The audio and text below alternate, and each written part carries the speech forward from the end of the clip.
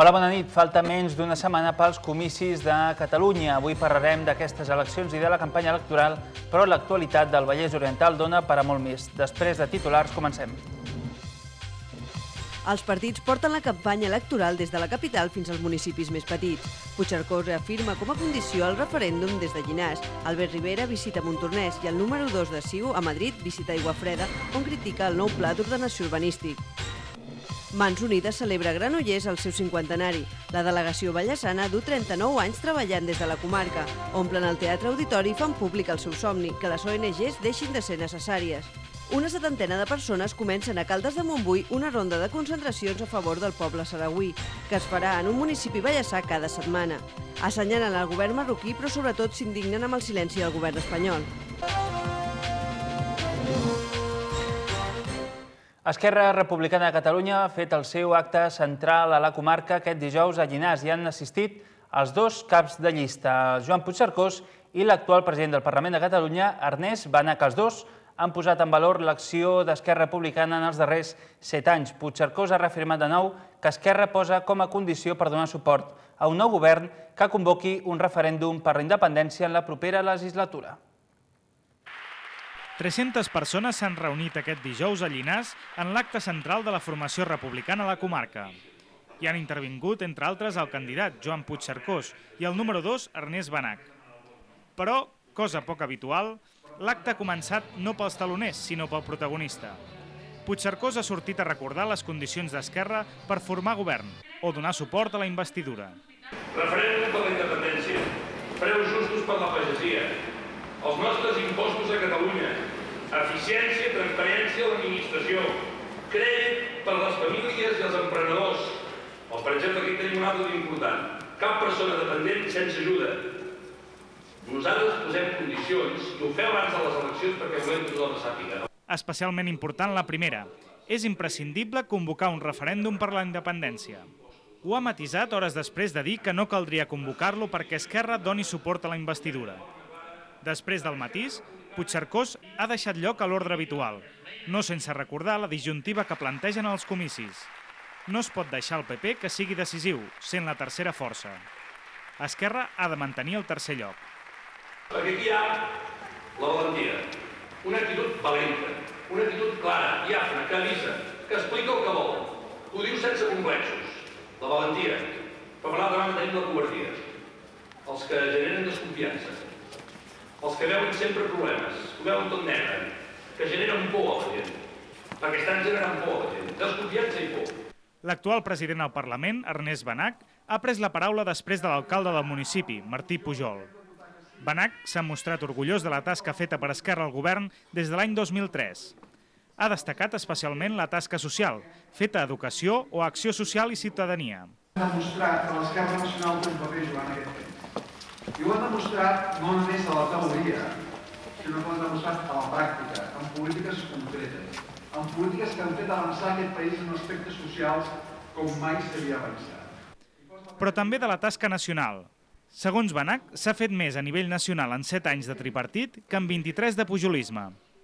Banach assegura que s'ha blindat la immersió lingüística i es parla més de concert i independència que mai. Aquesta és la nostra missió, estirar, estirar, estirar, i tant que hem estirat. I ara estirarem més enllà.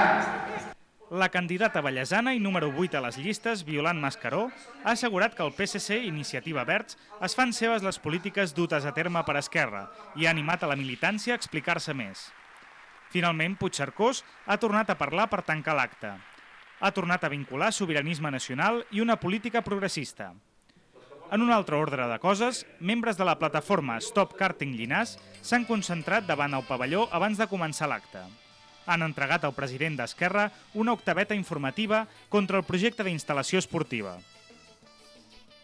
I el candidat de Ciutadans, Albert Rivera, també ha estat aquest dijous a la comarca, en concret a Montornès del Vallès. La formació ha utilitzat les xarxes socials per convocar un grup de simpatitzants. En el terreny de les propostes, Rivera vol que l'Institut Català de Finances faciliti més les coses als emprenedors. Una vintena de veïns de Montornès del Vallès, acompanyats per la regidora de Ciutadans al municipi, Àngeles Menche, han rebut el candidat de la formació, Albert Rivera, a la plaça Pau Picasso. Rivera s'ha mostrat compromesa amb la preocupació per l'atur a la comarca, la formació als treballadors i l'estat del comerç vallèsà.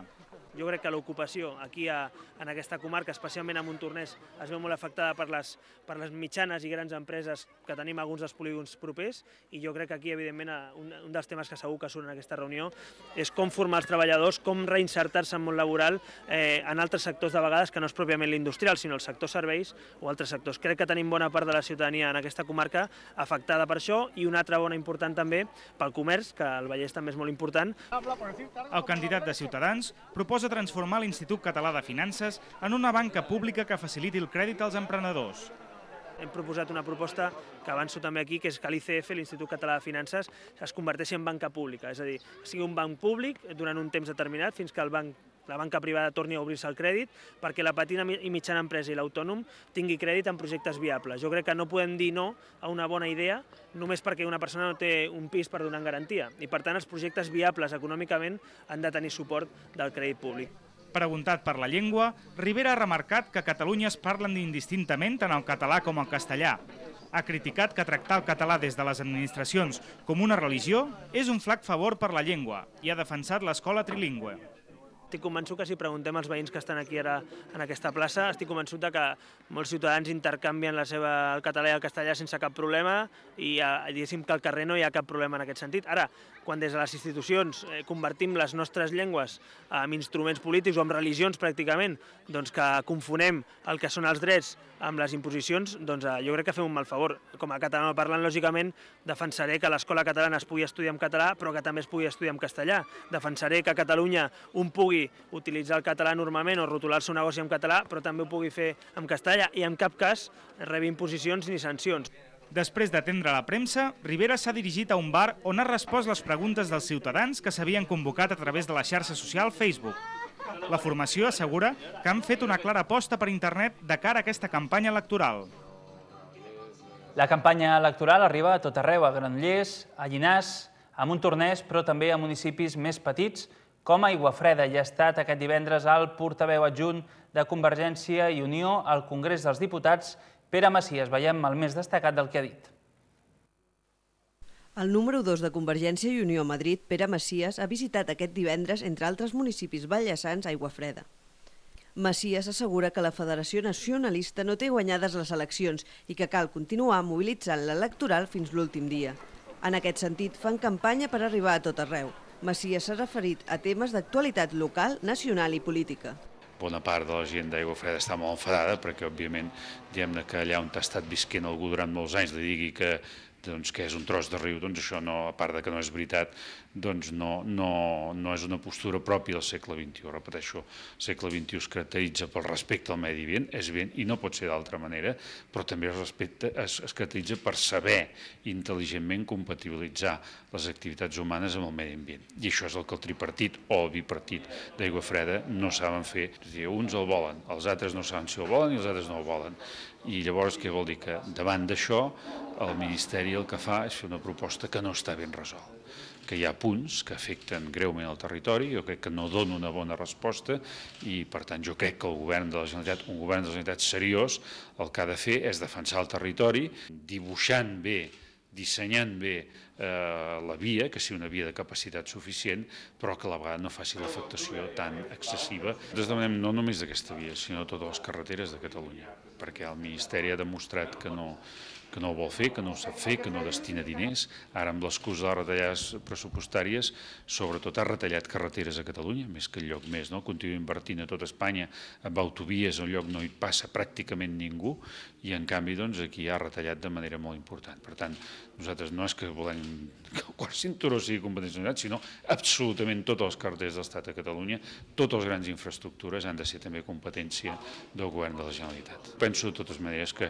això evidentment és un argument molt electoral, una mica allò de fer llàstima, de dir, escolta'm, va, voteu-me, encara que només sigui per llàstima, perquè no em vull presentar més. Per tant, jo crec que és simplement aquest tipus d'argument. Jo crec que el tema de la limitació de mandats és una cosa positiva. Deixem la campanya electoral i obrim plana econòmica. La reforma laboral ha protagonitzat bona part de l'actualitat en el darrer trimestre. De fet, ha provocat una vaga general. Aquest dijous, a la nostra comarca, 2 jornades s'han apropat a aquesta nova llei i els efectes que pot tenir tant per treballadors com per empreses.